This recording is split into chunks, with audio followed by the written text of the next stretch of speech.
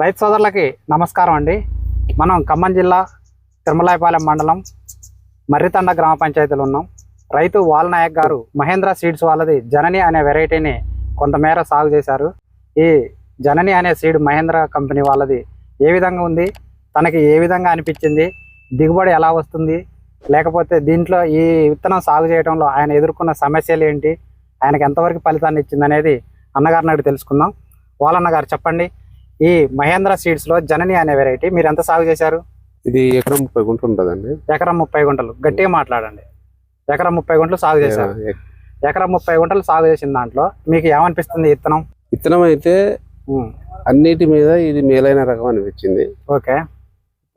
ఇప్పుడు చాలా తోటలు ఇప్పుడు చుట్టుపక్కల చూస్తుంటే మొత్తం నల్లితోటి కొసలు మొత్తం మాడిపోయినాయి.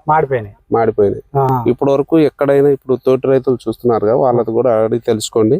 అసలు ఒక్క ఆకుని కూడా నల్లి ముట్టుకోవట్లేదు. మెయిన్ రీజన్ ఇందులో. ప్లస్ ఇంకోటి ఏంటంటే ఈ సంవత్సరం తుఫాన్లు బాగా వచ్చినాయి. చాలా ఏ ఏరియాకి పోయినా చాలా ఇల్టులు వచ్చిపోయాయి. కానీ ఇందులో ఇల్టు చెట్టు అంటే ఏం లేదు. అదొకటి నచ్చింది. ప్లస్ ఇది కాసింది, మళ్ళీ సెకండ్ స్టెప్ కూడా వచ్చేసింది. రెండో స్టెప్ కూడా ఇప్పుడు కనపడే పైన ఉన్న పూత మొత్తం మనకు రెండో స్టెప్ కాసిందే. రెండో స్టెప్ ఫ్లవరింగ్ అంతా సెకండ్ స్టెప్ లో ఉన్నది కనపడేది. ఏరే సీడ్ లో చూస్తుంటే ఆ వచ్చే ఫ్లవరింగ్ కూడా డ్రాప్ అయిపోతుంది. కానీ ఇందులో ఆ డ్రాప్ కావట్లేదు. ప్రతి పూత కాయ అవుతుంది.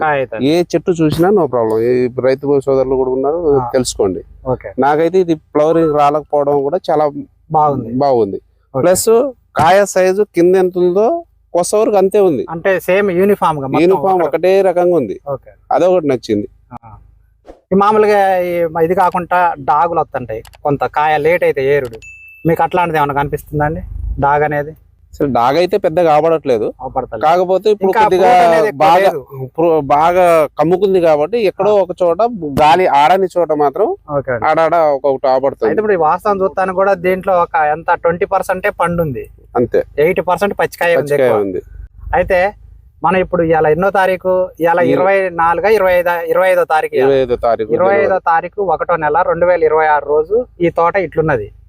అంటే మనకి ఆల్మోస్ట్ ఫిబ్రవరి రాబోతుంది. ఫిబ్రవరి దాకా కూడా మీరు ఈ తోటని ఇంత నీట్గా ఉంచారంటే, ఇంత నీట్గా ఉందంటే, అసలు మీ తండలో వేరే తోటలు ఏమైనా ఉన్నాయా? ఇట్లా ఇప్పుడు ఇక్కడ చాలా ఎకరాలు సాగు చేశారు, కానీ ఎక్కడ ఈ సీడ్ మించిన విత్తనం లేదు. చూశాను, చుట్టుపక్కల తండలో కూడా పోతున్నాను, ఆడ తిరుగుతున్నా, అయినా గానీ ఈ రకంగా లేదు. ఇప్పుడు మీరు ఈ సంవత్సరం తుఫాన్లో బాగా తోటలు చనిపోయినాయి. అవును. ఇప్పుడు దాంట్లో ఆ చనిపోయే ఎఫెక్ట్ లో మీ ఏరియాలలో తోటలు అసలు చచ్చిపోయినాయా, చచ్చిపోలేదా? ఇది ఎట్లుంది? ఆడాడ విల్టులు వచ్చినాయి, కానీ ఇది దానికి ఆ తుఫాను వల్ల దీనికి ఒక్క దెబ్బ అంటే ఒక ఏ రకమైన ఎఫెక్ట్ రాలేదు. దీనికి ఇల్టు కూడా రాలేదు. యథావిధిగా అది నిలబడే ఉంది, వస్తున్నది. ఓకే అండి. ఇప్పుడు నల్లిని తట్టుకోవటం, మామూలుగా గుబ్బ రావటం, లేకపోతే తోట అనేది వెడకాపులు అని చెప్పి, కాయ లావు సైజ్ అని చెప్పి ఇట్లాంటివి ఉంటాయి. ఇది మీకు ఏ సెగ్మెంట్ల కింద పోతుందని ఇచ్చారు రైతులకి? ఇది ప్యూర్ తేజ కిందకే పోతుందండి. ప్యూర్ తేజ. చూడ్డానికి లావు ఆవడట్లేదు, యూనిఫామ్ ఒకటి ప్యూర్ తేజ. దీనికి అసలు వంక పెట్టడానికి అవకాశమే లేదు. ప్యూర్ తేజ. అంటే మీరు కాకుండా ఈ జనని వెరైటీని ఇంకెవరైనా వేసారండి? అక్కడ ఒక ఇద్దరు ముగ్గురు వేసారు. ఓకే. అక్కడ వాళ్ళది అంతే ఉంది. కాకపోతే వాళ్ళు నమ్మి ఎక్కువ వేయలేదు, తక్కువ వేసారు. మరింత వేసుకున్నా అంతే. నీకు మరింత వేసిన సందర్భం మంచి రిజల్ట్ అనిపించింది. చాలా హ్యాపీగా ఉంది.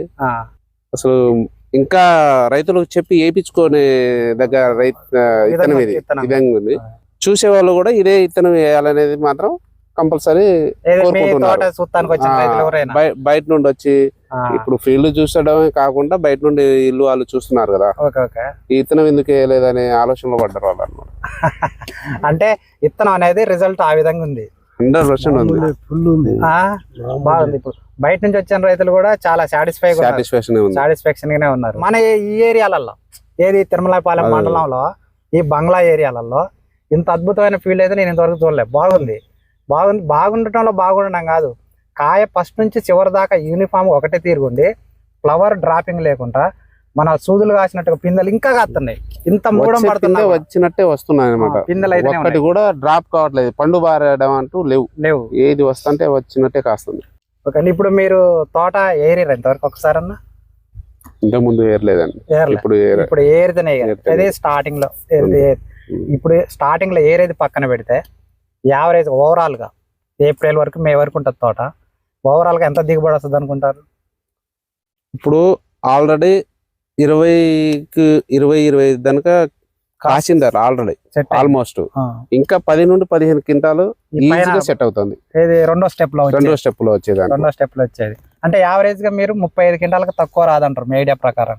అది 1 క్వింటా ఎగస్ట్రా వస్తుంది కానీ తక్కువ అయితే రాదు. ఎక్కువ వస్తుంది కానీ తక్కువ అయితే రాదు. రైతు సోదరులు గమనించండి, వాళ్ళన్న చెప్పినట్టుగా ఈ తోట ఎకరం 15 గుంటలు సుమారుగా వేసుకున్నాడు. ఈ మహేంద్ర సీడ్స్ వాళ్ళది జనని వెరైటీ. మనం చూడటానికి కూడా అదే విధంగా ఉంది. అన్న చెప్తున్నట్టు 35 క్వింటాలకు ఇంకొక క్వింటా అదనంగానే వస్తుంది తప్ప నేను చెప్పుకోకూడదని చెప్పి రైతు అభిప్రాయం. ఎందుకంటే మనం వచ్చే దానికంటే ఇంకో 1 క్వింటా తక్కువ చెప్పుకోవాలనే సదుద్దేశం ఉన్న రైతీన.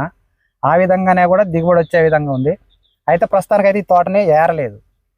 కాకపోతే ఫ్యూచర్లో ఇంకొక వారం 10 రోజుల తర్వాత ఏరితే చెప్పలేం, కానీ ఇప్పటివరకు అయితే ఏరలేదు. ఇది 2 స్టెప్పులు పెరిగి కాసింది. కింద ఒక స్టెప్పులేమో పండ్లు ఉన్నాయి, పైన ఇంకో స్టెప్ పెరిగేమో పచ్చికాయలు. అంటే దగ్గర 20% పండ్లు ఉన్నాయి తోటలో. మనకి 80% దాకా పచ్చికాయ ఉంది. ఆ పచ్చికాయతో పాటుగా విపరీతమైన ఫ్లవరింగ్ తోటి ఉన్న తోట. ఇంకా తోట చూస్తానికి కూడా ఎక్కడ కూడా ఫ్లవర్ డ్రాపింగ్ లేదు. గనుపుకు మధ్యలో ప్రతి గనుపులో పూతే ఉన్నది, పూతలో పిందె కూడా ఉన్నది. కాబట్టి రైతులు వేసుకోదగ్గ విత్తనం ఇది. ఈ మహేంద్ర సీడ్స్ వాళ్ళది జనని.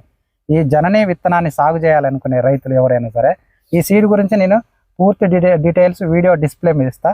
రైతులు ఎవరినైనా కాల్ చేసి మాట్లాడాలనుకుంటే అక్కడ నుంచి మాట్లాడండి, పూర్తి వివరాలు తెలుసుకోండి. ఇది ఫ్రెండ్స్ ఈరోజు వీడియో.